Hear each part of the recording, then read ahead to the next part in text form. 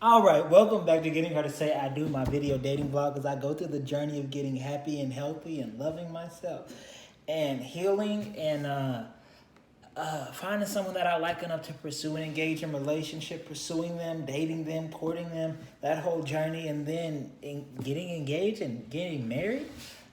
So I met someone. I have a girlfriend. We have been talking for a little over a month, probably about a month and a half, a little over a month and a half.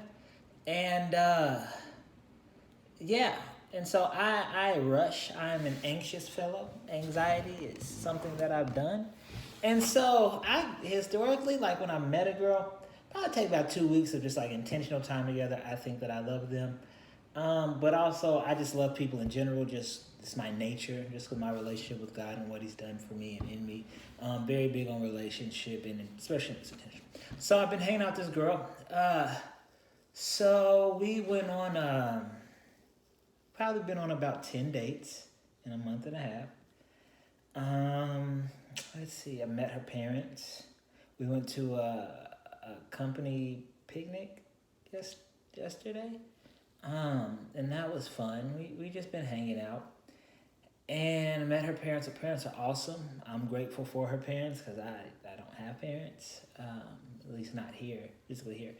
And they're nice people, like regular people, just cool, be chilling. I was like, this is dope. And also I never really had like the best relationship with my parents, so to see both parents in the home functioning and what that looks like is so helpful. I am at her father's ear. How do I, because I'm watching him love their mother and serve her and stuff. So I'm trying to figure out how do I, because she's them, a culmination of those two, right? So yeah, that's what it's been. We've been dating. We went on a float trip. We almost died. Uh, I did not bring water shoes. So the float trip is in Tahlequah. We took this trip, and we probably been on six dates or so. I think the dopest date was when I cooked for her and gave her a rose. We just hung out, and it was there. We've been to a couple of movies, just hanging out. We hang out pretty much every weekend, and we had an all day picnic. We went to the aquarium. Um, and we share the load also. Like she'll drive to me, I'll drive to her because we live in about an hour away from each other.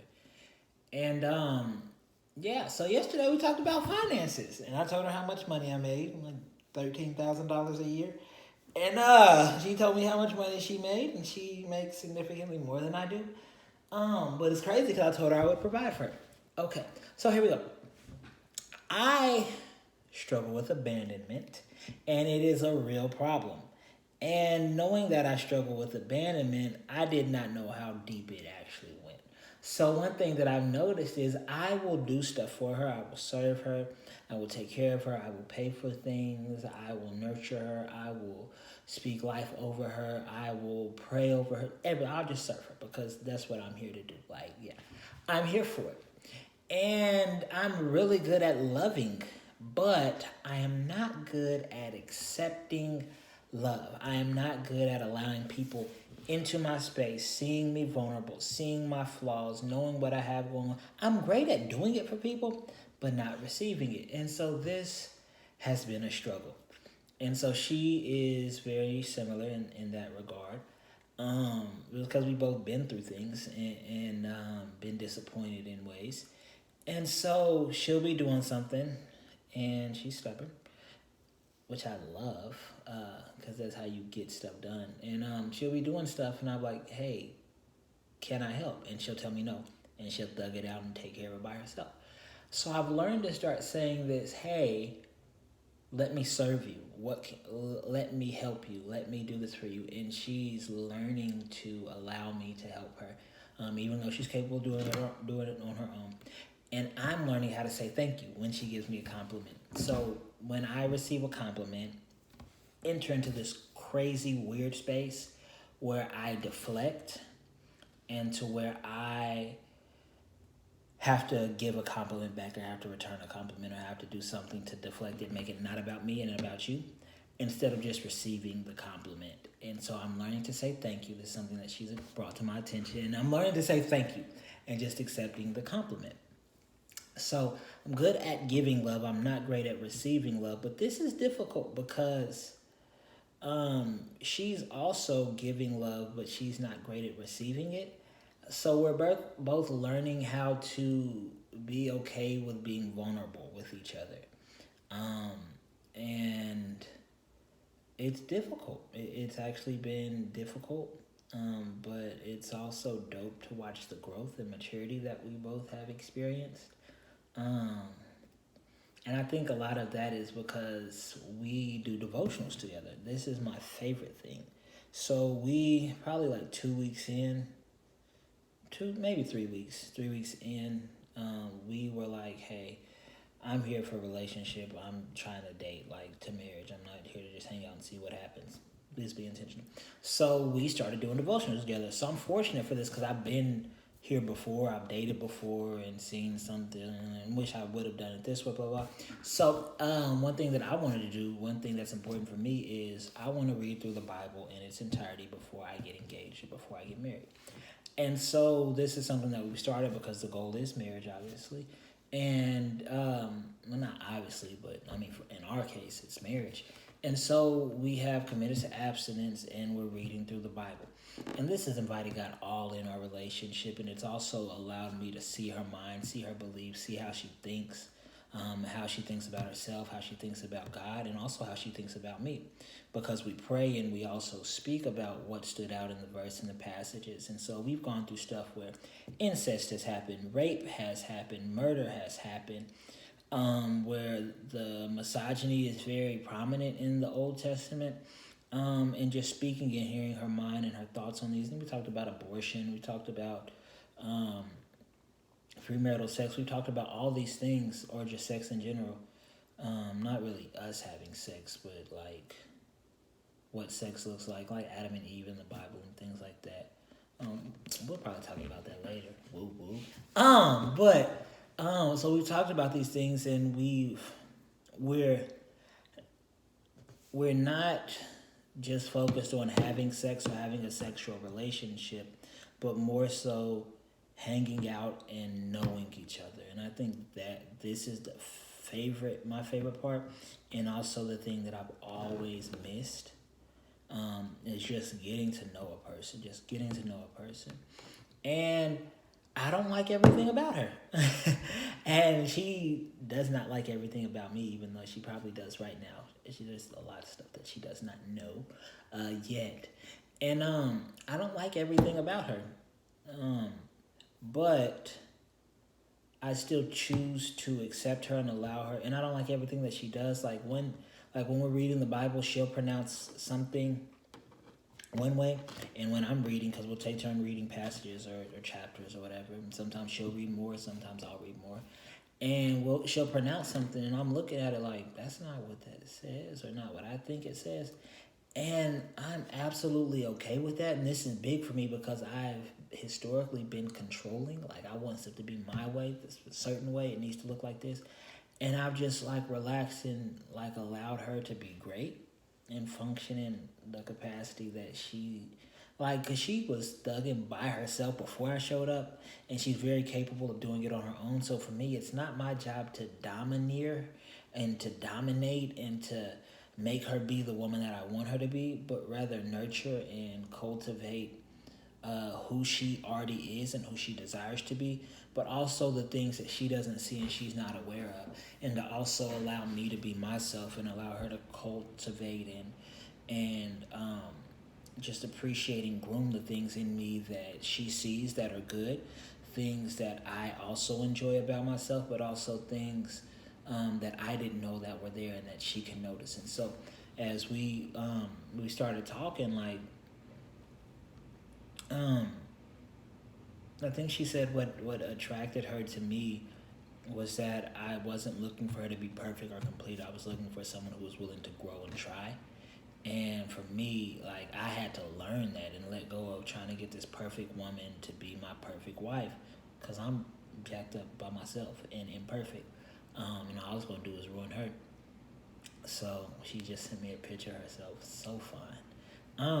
And so I am okay with her being incomplete, not being a finished work yet, and loving her and cultivating her to that, and knowing that she'll never be complete until we go to glory. But um, being comfortable enough with myself to know that I'm growing, and comfortable enough with myself to know that she's growing and that she's going to mature, and just allow that to happen. Now, what I'm not sure about is how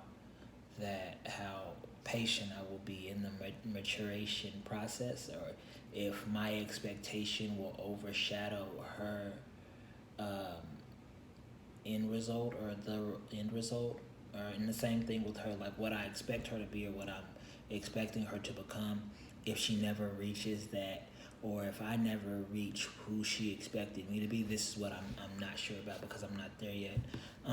But in reading the Bible and spending time with God and inviting Him into our relationship, it's intentionally placed us in a place where we are allowing God to be at the center of it. And this is extremely important for me, being a pastor, being in ministry, but also in leading, because I've noticed in the past where I've compromised, and where I've done things that I know, or that I said I would not do, or we said we would not do, and it creates this contempt. I think I've spoken about this before, to where now I'm leading you, but you don't respect me because I don't live by my word. So I can't challenge you or tell you, hey, you said blah, blah, blah, you're supposed to be blah, blah, blah, because I don't even live up to it. And so we're not at that place, which I hope that we never get to. But also, we talked about allowing for grace, and like not putting each other on pedestals, because our relationship is something that we've never seen. And it's super dope, but I'm not perfect, and eventually I'm going to make her cry or hurt her in some way, and vice versa. And so if I don't put her on a pedestal, or she doesn't put me on a pedestal, I can't fall off, and she can't fall off. We can't fall off. And just allowing us to be human and make mistakes and things like that. So that's where we're at. We hung out all day yesterday. We went to a company event and went to a movie, and got snow cones and just hung out. And yeah, so I'm learning to allow her to love me back. And this is also something that I've struggled with and never like really been entirely open to. And so I'm trying to figure out what this looks like. And so yesterday I told her I loved her for the first time. And I've had this thought for a couple of weeks now. I've been holding it, but I didn't say it because I wanted to be sure. Because sometimes it's there and sometimes you ain't feeling it. But I kept thinking, like, man, I don't ever want to hold my love for her or for someone. I don't ever want a day to go by where they don't know how I feel about them, or for anything to happen, God forbid. And I never shared with them how I felt about them. And so I showed her with my actions, and so it was accepted in my words and speech, and vice versa. And as soon as I told her, she said it right back without a hitch. And I was like, wait, what? And she was like, well, how long have you felt this way? And I didn't ask her, but it was just like, so you do? But she never said it, and I thought that was crazy. And I asked her what she was waiting on, and she said me. And so she's allowing me to lead. And I'm kind of scared because I know how flawed I am. And she can't have a clue because, she hasn't been around that long. But I hope that when she finds out how flawed I am, she still chooses to choose me and love me. That's one of my biggest fears, that she'll know and find out, and not, because I'm pretty sure she's a way better person than I am. So that's where we're at. I have met this woman, and I love this woman. I don't know if I'm in love with her. I don't know how that order or whatever goes. I'm not just like stupid head over heels. I think it's very practical and intentional. I don't believe in falling in love. I think that love is a choice. So, yeah. So I guess it's time to start looking at promise rings or commitment rings. And here we are. Who would have known? New Year's resolution was to get a relationship, and here we go. I got one with an amazing woman. So, yeah, that's where we're at. Thanks for tuning in to get her to say I do as I am on my way. Be blessed.